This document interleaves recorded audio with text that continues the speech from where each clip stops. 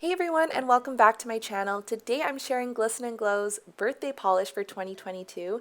This year they're offering it as a standalone polish and as a bundle with the glitter grabber and their top coat.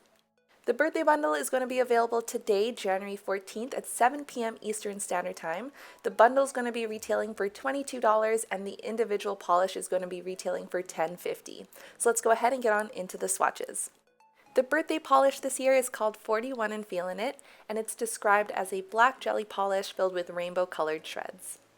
The foil shreds in this polish are of different shapes and sizes in silver, gold, green, blue, purple, and red. I was pretty happy with the coverage in 2 coats of this polish, but I did apply 3 for this swatch. The shreds are very well distributed throughout the entire polish and I had no problems applying it. They do dry with a slight bit of texture, especially the chunkier shreds, so that's where the glitter grabber comes in handy. The glitter grabber is meant to help smooth out all that texture from the shreds or any glitter polish, and it helps create a smooth, shiny surface with fewer layers of top coat. Then I just topped it off with the Glisten Glow top coat, which is a fast-drying, glossy top coat. And here is the finished swatch of 41 and Feelin It.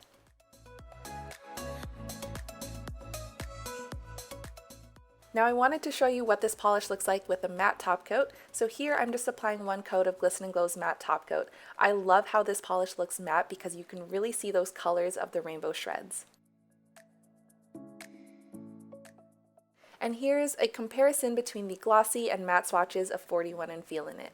But that's all for today's video. Again, the bundle and the single polish are going to be launching today, January 14th at 7 p.m. Eastern Standard Time on the Glisten Glow website, which I will leave linked down below.